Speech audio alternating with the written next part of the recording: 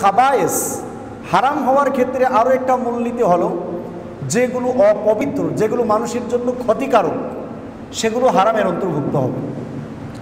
আর হালাল বস্তুগুলো ততক্ষণ হালাল থাকবে যতক্ষণ সেটা পবিত্রর সাথে সাথে মানুষের জন্য ক্ষতিকর না হবে।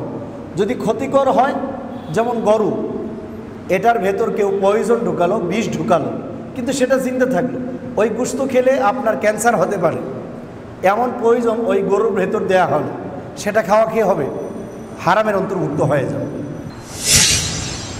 উপস্থিত সম্মানিত ও শ্রদ্ধেয় মুসল্লিয়ানি কেরাম, আল্লাহ রাব্বুল আলামিনের দরবারে লাখ কোটি শুকরিয়া যে রব্বি কারিমের দয়ায় আমরা প্রতি বৃহস্পতিবারের তাফসিরে নেই, আজকেও তাফসিরুল কোরআনে উপস্থিত হতে পেরেছি। সেই জন্য আমরা সকলেই শুকরিয়া আদায় করে বলি আলহামদুলিল্লাহ। আমরা ধারাবাহিকভাবে আলোচনা করছিলাম কোরআনুল কারীম থেকে। আমরা ছোট্ট ছোট্ট আয়াতগুলো নেওয়ার কারণ হলো এই, যে আয়াতগুলোতে বিধানগুলো দেওয়া হয়েছে, সে বিধানগুলোকে স্পষ্ট করা। আমরা তো অনেকে মনে করি যে কোনো মতে জীবন পার করব। ভালোভাবে মনে রাখবো, কোরআন হলো আমাদের চলার জীবন বিধান। এই সম্পর্কে যদি না জানা থাকে, আপনি আপনার জীবন চালাবেন কিভাবে? সুতরাং মূর্খ থেকে গেলে, জানা না থাকলে অটোমেটিক হালাল আর হারাম এর মিক্স হয়ে যাবে, যেটা আমাদের জন্য ভয়ানক কারণ হয়ে দাঁড়াবে। এই জন্য আমরা স্বল্প স্বল্প আয়াত আপনাদের সামনে তুলে ধরছি এবং বিধানগুলো, বিষয়গুলোকে ক্লিয়ার করছি। আজকে আমরা তিলাওয়াত করেছি আপনাদের সামনে সূরা আল মায়েদা 5 নম্বর সূরার 4 এবং 5 নম্বর আয়াত, দুইটা আয়াত তিলাওয়াত করেছি। গত সপ্তাহে আমরা তিলাওয়াত করেছিলামও দুইটা আয়াত। গত সপ্তাহের বিষয় ছিল হালাল এবং হারামের বিধান, বিশেষ করে হারাম সম্পর্কিত কতগুলো বস্তু নিয়ে আলোচনা করা হয়েছে গত সপ্তাহে। যেমন আল্লাহর নাম ছাড়া গায়রুল্লাহর নামে কোনো প্রাণী জবাই করা যাবে না, তারপর মূর্তির উপর রেখে কোনো জিনিস জবাই করে দিলে সেটা খাওয়া যাবে না। ওই হারাম বস্তুগুলো নিয়ে আলোচনা গত সপ্তাহে গিয়েছি। কোরআনুল কারীমের ধারা বিবরণী সম্পর্কে আমরা আপনাদেরকে বলেছিলাম, কোরআনের একটা সিস্টেম হলো, কোরআন যে জায়গায় হারাম নিয়ে বর্ণনা দিবে, তারপরেই শুরু হবে হালাল বস্তু নিয়ে আলোচনা করা। কারণ একটা নেগেটিভ আর একটা পজিটিভ, দুইটাকেই একসাথে উল্লেখ করা হলে মানুষের সহজে সেটা বোঝা সম্ভব হয়ে পড়ে। এই জন্য কোরআনুল কারীমে যখনই জান্নাতের আলোচনা, এর সাথে সাথে আবার জাহান্নামের আলোচনা। সেই জন্য গত সপ্তাহে হারাম বস্তুগুলো নিয়ে আলোচনা করেছি। আজকে আমাদের আলোচনা হবে হালাল বস্তু সম্পর্কে। চলুন আমরা আগে তর্জমা করে নেই, তারপর আমরা আয়াতের বিষয়গুলো ক্লিয়ার করার জন্য যে বিষয়গুলো দরকার, সে ব্যাপারগুলো আমরা ক্লিয়ার করব ইনশাআল্লাহ। আল্লাহ রাব্বুল আলামিন সূরা আল মায়েদা এর 4 নম্বর আয়াতে বলছেন, ইয়াসআলুনাকা মাযা উহিল্লা লাহুম, তারা আপনাকে জিজ্ঞেস করবে, মাযা উহিল্লা লাহুম, তাদের জন্য কোন বস্তুগুলো হালাল, বৈধ। আল্লাহ রাব্বুল আলামিন বলছেন, উহিল্লা লাহুম কুল উহিল্লা লাকুমুত তাইয়্যিবাত, হ্যাঁ নবী আপনি বলুন, তোমাদের জন্য হালাল করা হয়েছে আত-তাইয়্যিবাত, সমস্ত পবিত্র জিনিসগুলোকে আল্লাহ রাব্বুল আলামিন তোমাদের জন্য হালাল করে দিয়েছেন। ওয়ামা আল্লামতুম মিনাল জাওয়ারিহি মুকাল্লিবিনা তুআল্লিমুনাহুন্না মিম্মা আল্লামাকুমুল্লাহ, আর যে সকল কুকুরগুলোকে তোমরা প্রশিক্ষণ দাও এমনভাবে যেভাবে আল্লাহ রাব্বুল আলামিন তোমাদেরকে শিখিয়েছেন, তোমরা যদি তোমাদের কুকুরগুলোকে এমনভাবে প্রশিক্ষণ দাও, তারা যে সকল জিনিসগুলো তোমাদের কাছে নিয়ে আসবে, ধরে শিকার করে, সেগুলো তোমাদের জন্য হালাল। ফাকুলু মিম্মা আমসাকনা আলাইকুম, তারা তোমাদের কাছে যা নিয়ে আসে সেগুলো তোমরা খাবে। ওয়াজকুরুসমাল্লাহি আলাইহি, এবং সে প্রাণীগুলোর উপর তোমরা আল্লাহর নাম নেবে। ওয়াত্তাকুল্লাহা ইন্নাল্লাহা সারিউল হিসাব, আর আল্লাহ রাব্বুল আলামিনকে ভয় করবে, অবশ্যই আল্লাহ রাব্বুল আলামিন তোমাদের হিসাব তিনি খুব দ্রুতই নিতে পারেন। এরপর 5 নম্বর আয়াতে আল্লাহ রাব্বুল আলামিন আরও কতগুলো হালাল বস্তু সম্পর্কে বলছেন। আল-ইয়াউমা উহিল্লা লাকুমুত তাইয়্যিবাত, আজ তোমাদের জন্য হালাল করা হলো তাইয়্যিবাত, সমস্ত পবিত্র বস্তুসমূহকে। ওয়া তাআমুল লাযীনা উতুল কিতাবা হিল্লুল লাকুম, আর যাদেরকে আল্লাহর পক্ষ থেকে কিতাব দেওয়া হয়েছে, আহলে কিতাব, তাদের খাদ্যদ্রব্যগুলোকে তোমাদের জন্য হালাল করা হয়েছে। ওয়া তাআমুকুম হিল্লুল লাহুম, আর তোমাদের খাদ্যগুলো আহলে কিতাবদের জন্য হালাল করা হয়েছে। ওয়াল মুহসানাতু মিনাল মুমিনাত, আর তোমাদের জন্য হালাল করা হয়েছে সতী সাধবী ইমানদার নারীদেরকে বিবাহ করা তোমাদের জন্য হালাল। ওয়াল মুহসানাতু মিনাল্লাযীনা উতুল কিতাবা মিন ক্বাবলিকুম, আর তোমাদের পূর্বে যাদেরকে কিতাব দেওয়া হয়েছে আহলে কিতাব, আহলে কিতাবদের সতী সাধবী নারীদেরকে তোমাদের জন্য বৈধ করা হয়েছে। ইদা আতাইতুমুহুন্না উজুরাহুন্না, যখন তোমরা তাদেরকে বিয়ে করবে মোহরানা দিয়ে। মুহসিনিনা গায়রা মুসাফিহিন ওয়ালা মুত্তাখিদি আখদান, মুহসিনিন, আহলে কিতাবদের ওই নারীগুলো সতী সাধবী হতে হবে। তারা বেশ্যা হলে, ফ্রি সেক্সওয়ালা হলে তাদেরকে বিয়ে করা যাবে না, নিষিদ্ধ। মুহসিনিন মানে হলো সতী সাধবী, গায়রা মুসাফিহিন, এবং তারা এমন হতে পারবে না যে শুধুমাত্র টাকার বিনিময় সেক্স করে, এমনটা নয়, বরং তারা সতী সাধবী এবং মোহরানা দিয়ে তারা বিয়ে বসে। এমনটা হলে এমন নারীদেরকে তোমাদের জন্য হালাল করা হয়েছে। ওয়ালা মুত্তাখিদি আখদান, এবং শুধুমাত্র গোপনে তাদের সাথে প্রেমে লিপ্ত হবে আর তার প্রয়োজন পুরা করবে, এমনটা নয়, বরং প্রকাশ্যে তাকে বিয়ে করবে হালাল উপায়ে, বৈধভাবে। এটা আল্লাহ রাব্বুল আলামিন হালাল করেছেন, বৈধ করেছেন।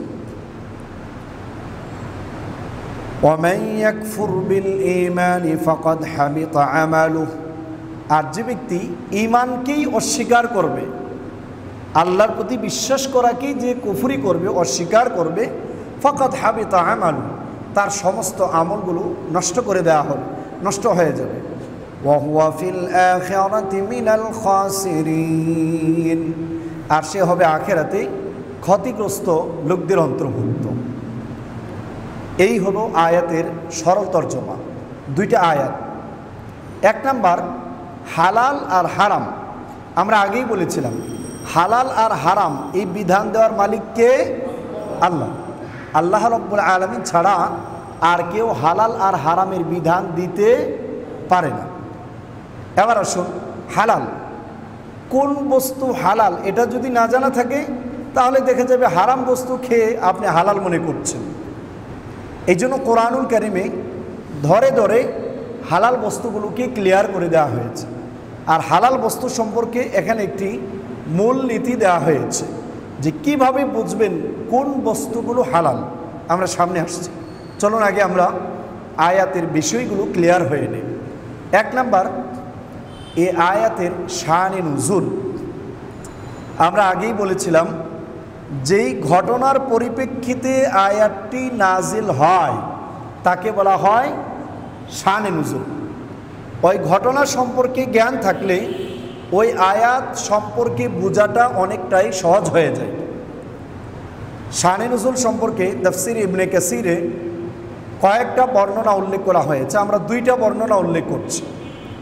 1 নাম্বার, রাসূল সাল্লাল্লাহু আলাইহি সাল্লামের গোলাম আবু রাফি রাদিয়াল্লাহু তাআলা আনহু, ওনার থেকে 1 নাম্বার বর্ণনা এই আয়াত নাজিল হওয়ার কারণ কি, ঘটনা কি। উনি বলেন আন্না রাসূলুল্লাহ সাল্লাল্লাহু আলাইহি সাল্লাম আমারা বিকাতলিল খিলাব, রাসূল সাল্লাল্লাহু আলাইহি সাল্লাম একবার মদিনার সমস্ত কুকুরগুলোকে হত্যা করার আদেশ জারি করলেন। ফাকাতালতু, আবু রাফি বলেন আমি ওই সব কুকুরগুলোকে হত্যা করে ফেললাম। ফাজা আন্নাস, ওই কুকুরগুলো হত্যা করার পর অনেক মানুষ বিশ্বনবী মুহাম্মদুর রাসূলুল্লাহ সাল্লাল্লাহু আলাইহি সাল্লামের দরবারে উপস্থিত হয়ে বলল, ইয়া রাসূলুল্লাহ, মা ইয়াহিল্লু লানা মিন হাযিহিল উম্মাহ আল্লাতী আমারতা বিকতলিহা। ইয়া রাসূলুল্লাহ, যেই প্রাণীগুলো বা যেই কুকুরগুলোকে আপনি হত্যা করার জন্য আদেশ দিয়েছেন, তারা যদি কোনো জিনিস নিয়ে আসে বা তাদের দ্বারা কোন ধরনের উপকার নেওয়া আমাদের জন্য বৈধ, সেগুলো আমাদেরকে বলে দেন। ফাসাকাতা রাসূলুল্লাহ সাল্লাল্লাহু আলাইহি সাল্লাম, তখন রাসূল সাল্লাল্লাহু আলাইহি সাল্লাম চুপ রইলেন। অথবা এর তর্জমা এভাবেও করা যেতে পারে যে রাসূলকে যখন ওনারা বললেন, মা ইয়াহিল্লু লানা মিন হাযিহিল উম্মাহ, ইয়া রাসূলুল্লাহ, কুকুরগুলোকে তো হত্যা করা আপনি আদেশ জারি করলেন, তবে প্রাণীগুলোর মধ্য থেকে কোন প্রাণীগুলো আমাদের জন্য হালাল সেই সম্পর্কে আমাদেরকে বলবেন। রাসূল সাল্লাল্লাহু আলাইহি সাল্লাম চুপ রইলেন। সাথে সাথে আল্লাহ রাব্বুল আলামিন হযরত জিবরাইল আমিনকে দিয়ে এই আয়াতগুলো পাঠিয়ে দিলেন যে এই উম্মার জন্য এই বিষয়গুলো হালাল। রাসূল সাল্লাল্লাহু আলাইহি সাল্লামের কাছে এই আয়াত নাজিল হওয়ার পর রাসূল বললেন, ইদা আরসালা রাজুলা কালবা ওয়া সাম্মা, কোনো ব্যক্তি যদি তার প্রশিক্ষণপ্রাপ্ত কুকুরকে পাঠায় শিকারি করার জন্য আর আল্লাহর নাম নেই, ফাআমসাকা আলাইহি, ওই কুকুর যদি জঙ্গল থেকে হরিণ বা এই জাতীয় কোনো খরগোশ, এই জাতীয় কোনো প্রাণী যেগুলো খাওয়া হালাল, এমন কোনো জিনিস যদি সে শিকারি করে নিয়ে এসে, ফালইয়াকুল মা লাম ইয়াকুল, ওই কুকুর যদি ওই প্রাণীটাকে না খায়, শুধু ধরে মালিকের কাছে নিয়ে আসে, তাহলে ওই মালিক সেই বস্তুটাকে, সেই প্রাণীটাকে খেতে পারবে, এটা তার জন্য হালাল। আর যদি কুকুর তার অংশ বিশেষ খেয়ে ফেলে, এর মানে কুকুর তার মালিকের জন্য এটা সেভ করে নাই, তার নিজের জন্য করেছে, তাহলে সেই প্রাণীটা খাওয়া যাবে না। এই হলো একটা বর্ণনা আয়াতটা নাযিল হওয়ার। 2 নম্বর আরও একটা বর্ণনা আবু রাফি রাদিয়াল্লাহু তাআলা আনহু থেকে বর্ণিত, মুস্তাদরাকে হাকিমের হাদিস, বুখারী আর মুসলিমের শর্ত অনুপাতেই সহিহ হাদিস। আবু রাফি রাদিয়াল্লাহু তাআলা আনহু বলেন, যা জিবরাইল ইলা নবী সাল্লাল্লাহু আলাইহি ওয়াসাল্লাম লিয়াস্তাদিন আলাইহি, একবার হযরত জিবরাইল আলাইহিস সালাতু ওয়াস সালাম বিশ্বনবীর বাসার দরজায় আগমন করলেন আর রাসূল সাল্লাল্লাহু আলাইহি সাল্লামের কাছে অনুমতি প্রার্থনা করলেন। ফাআদিনা লাহু, রাসূল সাল্লাল্লাহু আলাইহি সাল্লাম হযরত জিবরাইল আলাইহিস সালাতু ওয়াস সালামকে অনুমতি দিলেন। ফাকাল قد آذنا لك يا رسول الله قال أجل, জিবরাইল আমিন বললেন, ইয়া রাসূলুল্লাহ, আপনি কি আমাদেরকে অনুমতি দিয়েছেন প্রবেশ করার?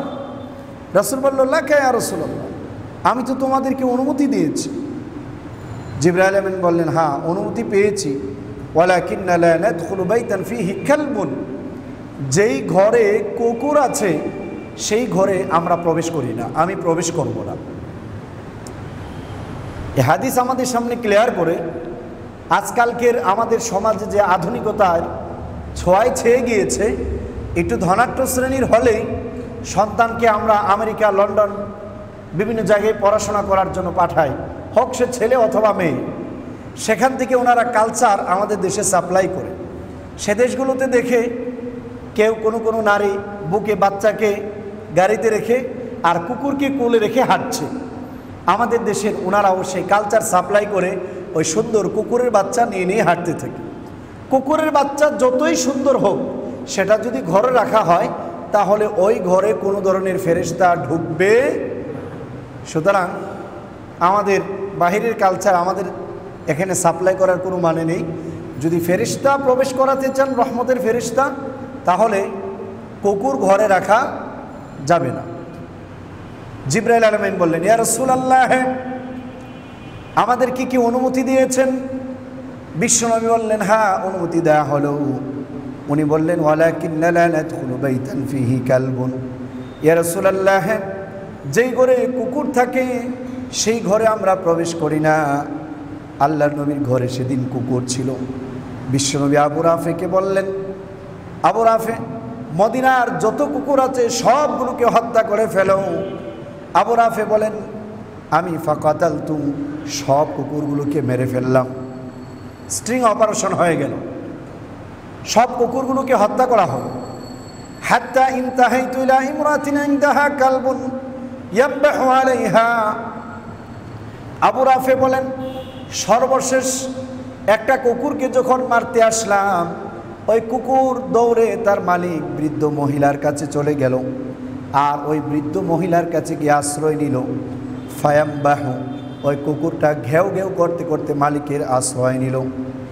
উনি বলেন, আমি তখন ফাতারাকতুহু রাহমাতাল্লাহ, ওই কুকুরের প্রতি আমার অনেক দয়া হলো, মায়া হলো, আমি কুকুরটাকে ছেড়ে দিলাম, মারলাম না। সুম্মা জিতু ইলা রাসূলিল্লাহি সাল্লাল্লাহু আলাইহি সাল্লাম, অতঃপর বিশ্বনবীর দরবারে এসে বললাম, এই ঘটনা ঘটেছে, এমন একটা কুকুর মালিকের কাছে গিয়ে আশ্রয় চেয়েছে, আমার মায়া লেগেছে, আমি ছেড়ে দিয়েছি। আল্লাহ নবী তখন বললেন, ফা আমারানি, আমাকে বললেন, যাও আবার গিয়ে ওটাকে হত্যা করে আসো। হযরত আবু রাফে বলেন, ফারাজাতু ইলাল কালবি ফাকাতালতুহু, আমি আবার দ্বিতীয়বার রিপিট করে গেলাম, ওই কুকুরকে হত্যা করলাম। ফাজাউ ফাকালু ইয়া রাসূলুল্লাহ, ওই মদিনার একদল লোক আল্লাহ নবীর দরবারে এসে বলল, হে আল্লাহর নবী, মা ইয়াহিল্লু লানা মিন হাযিহিল উম্মাহ আল্লাতী আমারতা বিকাতলিহা, যেই কুকুরগুলোকে আপনি হত্যা করার আদেশ দিয়েছেন, সেই কুকুরের দ্বারা কোন উপকার নেওয়া আমাদের জন্য বৈধ, জায়েজ, হালাল, অথবা যেগুলোকে হত্যা করার অনুমতি দিয়েছেন এর মধ্য থেকে কোনগুলোর কাজ নেওয়া আমাদের জন্য বৈধ আর কোনগুলো অবৈধ। সাথে সাথে রাসূল সাল্লাল্লাহু আলাইহি সাল্লাম চুপসে গেলেন, চুপ হয়ে রইলেন। আল্লাহ রাব্বুল আলামিন আয়াত নাযিল করলেন, ইয়াসআলুনাকা মাযা উহিল্লা লাহুম, তারা আপনাকে এসে জিজ্ঞেস করবে তাদের জন্য কোন কোন জিনিসগুলো আল্লাহ হালাল করে দিয়েছেন। কুল উহিল্লা লাকুমুত তাইয়্যিবাত, আপনি বলুন তোমাদের জন্য হালাল করা হয়েছে সমস্ত পবিত্র বস্তুসমূহকে। হালাল, সব বস্তুগুলো হালাল আমাদের জন্য খাওয়া, ইল্লা, তবে যেই বস্তুগুলোর নাম নিয়ে দলিল সহকারে আয়াত এবং হাদিস আছে হারামের ব্যাপারে, সেগুলো বাদ দিয়ে। এই জন্য আমরা গত সপ্তাহে বলেছিলাম, হালাল আর হারামের ক্ষেত্রে মূলনীতি হলো আসলুল আশিয়া হালালুন, প্রত্যেকটা বস্তুর মূলনীতি হলো সবগুলো হালাল, বৈধ, তবে যেগুলো আল্লাহ রাব্বুল আলামিন নির্ধারিত করেছেন। আরেকটা মূলনীতি এখানে পাওয়া গেল, হালাল হওয়ার জন্য শর্ত হলো আত-তাইয়্যিবাত, পবিত্র বস্তুসমূহের অন্তর্ভুক্ত হতে হবে, যেটা মানুষের জন্য স্বাস্থ্যকর, যেটা মানুষের জন্য কোনো ধরনের অসুবিধায় ফেলবে না, এমন বস্তুকে বলা হয়ে থাকে তাইয়্যিবাত, সেগুলো হালালের অন্তর্ভুক্ত। আর যে সকল প্রাণীগুলো খেলে অস্বাস্থ্যকর হতে পারে সেটা দুনিয়াবি অস্বাস্থ্যকর অথবা আখিরাতের জন্য ক্ষতিকর, অথবা শরীরের জন্য না হলে মস্তিষ্কের জন্যও যদি হয়, অথবা চরিত্রের জন্যও যদি ক্ষতিগ্রস্ত হয়, তাহলে সেগুলোকে হারাম করা হয়েছে। যেমন শূকর, এটা জাতিগতভাবেই হারাম, তার কারণ শূকর খেলে ওই মানুষের লজ্জা থাকে না, সেক্সের ব্যাপারেও তার কোনো লজ্জা থাকে না, যার কারণে আমরা দেখতে পাচ্ছি যেই দেশের লোকরা শূকর খায় তাদের মধ্যে সেক্সের ব্যাপারে কোনো ধরনের লজ্জা থাকে না, অথচ মানুষ হিসেবে জাতিগতভাবে এই ব্যাপারে লজ্জা থাকার কথা ছিল।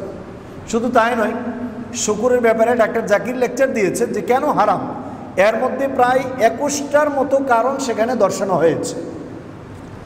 এই জন্য হালালের ক্ষেত্রে মূলনীতি হলো আত-তাইয়্যিবাত, যে সকল প্রাণীগুলো পবিত্র, যা খেলে মানুষের স্বাস্থ্যের কোনো ধরনের সমস্যা হবে না, সেক্ষেত্রে হারাম হবে অস্বাস্থ্যকর অথবা হিংস্র প্রাণীগুলোকে হারাম করা হয়েছে। কোনো ধরনের হিংস্র প্রাণী সেটা আমাদের জন্য হালাল নয়। যে প্রাণীগুলো ছিঁড়ে ফিরে খায়, যেমন কুকুর, এটাও একটা হিংস্র প্রাণীর অন্তর্ভুক্ত, এটা খাওয়া যাবে না। তারপর শৃগাল, সেগুলোও খাওয়া যাবে না।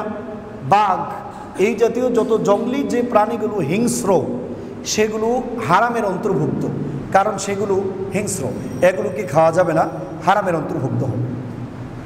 তবে কুকুরের ক্ষেত্রে যে ব্যাপারগুলো, কেউ যদি কুকুরকে প্রশিক্ষণ দেয় অথবা কোনো হিংস্র প্রাণী বা প্রশিক্ষণের মাধ্যমে তাকে ভদ্র বানানো হলো, ওই প্রাণীকে দিয়ে শিকার করা বৈধ। শর্ত, শিকার করার ক্ষেত্রে যাকে আপনি প্রশিক্ষণ দিয়েছেন তাকে ছাড়ার সময় আল্লাহর নাম নিতে হবে, বিসমিল্লাহি আল্লাহু আকবার এই বলে ছাড়তে হবে। তারপর সে যে প্রাণীটাকে ধরে আনবে সেটা হালাল বস্তু হতে হবে। সেটা যদি ধরে এনে আপনার কাছে দেয়, সে যদি তার কোনো অংশ ইচ্ছাকৃত না খায়, না মারে, তাহলে অথবা মেরে ফেলে কিন্তু সে তার কোনো অংশ খায় নাই, সেটা আপনি খেতে পারবেন। সে তো তাকে হত্যা করেছে ওই ব্লাড বের করে। আর যদি জীবিত ধরে আনে তাহলে তাকে জবাই করতে হবে। প্রত্যেকটা হাদিসের কিতাবেই দেখবেন একটা করে অধ্যায় আছে, কিতাবুস সাইদ, শিকারী অধ্যায়। আবার অনেক জায়গায় অধ্যায় আছে কিতাবুল আতইমাতি ওয়াল লিবাস, খাদ্য আর পরিধেয় বস্ত্র সম্পর্কে। এই জন্য আমরা বলে থাকি ইসলাম এমন কোনো সাইড বাদ নাই যে ব্যাপারে বিধান দেয় নাই। আমরা কি খাবো সেটাও আল্লাহ রাব্বুল আলামিন নির্ধারণ করে দিয়েছেন। আমরা কি পরিধান করব সেটাও আল্লাহ রাব্বুল আলামিন নির্ধারণ করে দিয়েছেন। এই জন্য আমাদের জানা ফরজ আমাদের খাদ্যদ্রব্য কোনগুলো হালাল আর কোনগুলো হারাম। দেখেন সুনান আবি দাউদের শিকারী অধ্যায়ে একটা হাদিস উল্লেখ করা হয়েছে কুকুরের ব্যাপারে, 2847 নম্বর হাদিস। হযরত আদি ইবনে হাতিম রাদিয়াল্লাহু তাআলা আনহু থেকে বর্ণিত, তিনি বলেন, কুলতু ইয়া নবী আল্লাহ, আমি বললাম হে আল্লাহর নবী, ইন্নী উরসিলুল কিলাব আল মুআল্লামা, আমি তো আমার প্রশিক্ষণপ্রাপ্ত কুকুরকে শিকার করার জন্য পাঠাই। ফাতুমসিকু আলাইয়া আফা আকুলু, আমার প্রাণীটা আমার জন্য শিকার করে নিয়ে আসে। আফা আকুলু, আমি কি তার ওই প্রাণীটাকে খেতে পারবো? রাসূলুল্লাহ বললেন, ইদা আরসালতাল কিলাব আল মুআল্লামা, তুমি যখন তোমার প্রশিক্ষণপ্রাপ্ত কুকুরকে পাঠাবে, ওয়া যাকারতা ইসমাল্লাহ, আর আল্লাহর নাম নিবে, ফাকুল মিম্মা আমসাকনা আলাইকা, যে প্রাণীটা তোমার জন্য ধরে আনলো তা তুমি খেতে পারো। কুলতু, আমি বললাম, ওয়া ইন কাতালনা, ইয়া রাসূলুল্লাহ, যদি ওইটা জীবিত না ধরে ওইখানেই মেরে তারপর আমার জন্য নিয়ে আসে, সেটাকে আমি খেতে পারবো? রাসূল বললেন, ওয়া ইন কাতালনা মা লাম ইয়াশরাকহা কালবুন লাইসা মিনহা, সে যদি হত্যা করে ফেলে আর সেই বস্তুটা যদি সে নিজে না খায়, সে যদি নিজে না খায় তাহলে খেতে পারবে, অন্যথায় না। আরও একটা হাদিস,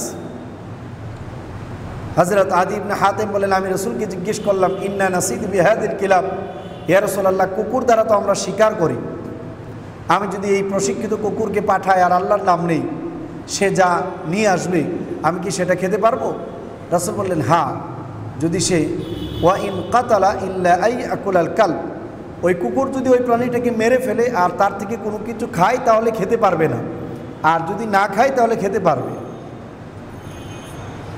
এই হলো কুকুরের শিকারীর ব্যাপারে বর্ণনা। এর মানে বোঝা যায় যে কোনো হিংস্র প্রাণীকে যদি প্রশিক্ষণ দিয়ে ভদ্র বানানো হয়, তার দ্বারা যদি কেউ শিকার করে আর সেই বস্তুটাকে যদি সে নিয়ে আসে, ওই শিকার করা বস্তুটাকে ছাড়ার সময় আল্লাহর নাম নিয়ে ছাড়তে হবে। সে যদি সেটাকে নিয়ে আসে সেটা সে খেতে পারবে, এতে কোনো ধরনের সমস্যা নেই, এটা হালালের অন্তর্ভুক্ত। এই হলো মূলত যে প্রাণী দ্বারা শিকার করে খাওয়া যাবে। আর তৈয়িবাত, পবিত্র বস্তুসমূহের মধ্য থেকে অন্যান্য যে প্রাণীগুলোর নাম আল্লাহ কোরআনুল কারীমে নিয়েছেন, গরু, ভেড়া, বকরি, সেগুলো খাওয়া হালালের অন্তর্ভুক্ত। মাছের ব্যাপারে তো আমরা বলেছি। তবে খাবায়েস, হারাম হওয়ার ক্ষেত্রে আরও একটা মূলনীতি হলো, যেগুলো অপবিত্র, যেগুলো মানুষের জন্য ক্ষতিকারক, সেগুলো হারামের অন্তর্ভুক্ত হবে। আর হালাল বস্তুগুলো ততক্ষণ হালাল থাকবে যতক্ষণ সেটা পবিত্রর সাথে সাথে মানুষের জন্য ক্ষতিকর না হবে। যদি ক্ষতিকর হয়, যেমন গরু, এটার ভেতর কেউ পয়জন ঢুকালো, বিষ ঢুকালো, কিন্তু সেটা জিন্দা থাকলো, ওই গোশত খেলে আপনার ক্যান্সার হতে পারে, এমন পয়জন ওই গরুর ভেতর দেয়া হলো, সেটা খাওয়া কি হবে? হারামের অন্তর্ভুক্ত হয়ে যাবে। বুঝতে পারছেন ব্যাপারগুলো? সেটা হালাল হবে। এইগুলো প্রথম নাম্বার আয়াত। এই জন্য যে কোনো প্রাণী শিকার করার ক্ষেত্রে আল্লাহর নাম নিতে হবে। তারপর আহলে কিতাবদের খাদ্য আমাদের জন্য হালাল। আহলে কিতাবদের খাদ্য আর আমাদের খাদ্য একই, এতে কোনো ধরনের আসলে ডিফারেন্স নেই। আহলে কিতাবদের জন্য শূকর হারাম, কুকুর হারাম, মৃত জন্তু হারাম, আমাদের জন্য শুকুর হারাম, কুকুর হারাম, মৃত জন্তু হারাম। এই জন্য এখানে আহলে কিতাব মানে হলো সেই সকল আহলে কিতাব যাদের উপর আল্লাহ কিতাব নাজিল করেছেন এবং তাদের ওই কিতাব বিকৃত হয় নাই, তারা ওই কিতাবের অনুসরণ করে চলে, তারা তাদের কিতাবের বাইরে চলে না, তাহলে তাদের খাদ্যগুলো হালাল। এছাড়া আহলে কিতাব নাম দিল, ইহুদি নাম দিল, খ্রিস্টান নাম দিল, কিন্তু তারা তাদের কিতাবের অনুসরণ করে না, তাহলে তাদেরকে আহলে কিতাব বলা যাবে না। শুধু তাই নয়, শুধু খাবারই নয়, আহলে কিতাবদের সতী সাধবী নারীদেরকে পর্যন্ত মুসলিমদের জন্য হালাল করা হয়েছে।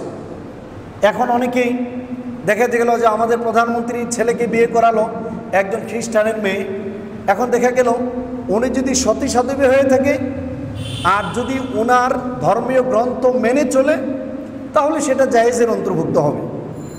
আর যদি দেখা গেল যে সে না, তার ধর্মগ্রন্থ সে মানে না, বরং আহলে কিতাব নামে শুধুমাত্র ব্যবহার করে, আর সে সতী সাধবী নয়, আগেও দেখা যায় তার পেট থেকে হয়তো অবৈধ যদি বাচ্চা হয়ে থাকে, তাহলে এমন হলে ওই নারীদেরকে বিয়ে করা বৈধ হবে না। এটা ক্লিয়ার। এই জন্য এখানে বলা হয়েছে, আর সেটাও হতে হবে মোহরানা দিয়ে বিবাহের মাধ্যমে হতে হবে। এই জন্য এখানে আহলে কিতাবদের শর্তগুলো এই আয়াতে ক্লিয়ার করা হলো। এরপর আল্লাহ রাব্বুল আলামিন বলেছেন, ওমাই ইয়াকফুর বিল ঈমান, আর যে ব্যক্তি ঈমানকেই অস্বীকার করবে, আল্লাহর প্রতি বিশ্বাস করা বাদ দিল, টোটালি ঈমানকেই সে অস্বীকার করলো, ফাকাদ হাবিতা আমালু, তার সমস্ত ভালো আমলগুলোকে নষ্ট করে দেওয়া হবে। আমাদের দেশে আমাদের একটা প্রবাদ বাক্য আছে যে একজন লোক নাস্তিক, সে ভালো কাজ করে, সে তো ভালো, বাস্তবে ইমানদার হওয়া ছাড়া সে ব্যক্তি ভালো হতে পারে না। যদি রিয়েলি ভালো হতে হয় অবশ্যই তাকে ইমানদার হতে হবে, তারপর তার অন্য সাইড ভালো হতে হবে। কিন্তু যদি সে আল্লাহকে বিলিভ না করে, আল্লাহকে বিশ্বাস না করে, তার যত ভালো কাজই করুক না কেন সেটা অ্যাকসেপ্ট হবে না, সেটা গ্রহণযোগ্য নয়। এই জন্য আল্লাহ রাব্বুল আলামিন বলেছেন, ওয়া হুয়া ফিল আখিরাতি মিনাল খাসিরিন, সে লোকটি হবে ক্ষতিগ্রস্ত লোকদের অন্তর্ভুক্ত। এই জন্য এই আয়াতে কয়েকটা বিষয় আমরা ক্লিয়ার পেলাম, বিশেষ করে হালাল আর হারামের আরও একটা মূলনীতি, বিশেষ করে খাদ্যদ্রব্যের ক্ষেত্রে। খাদ্যদ্রব্য সে সকল বস্তুগুলো হালাল যেগুলো তৈয়িবাতের অন্তর্ভুক্ত হয়, যেগুলো পুত পবিত্র। পুত পবিত্র বলতে কেউ কেউ সংজ্ঞা দিয়েছেন যে পুত পবিত্র এর সীমারেখা কতটুকু, হারাম আর হালালের ক্ষেত্রে সীমারেখাটা কতটুকু।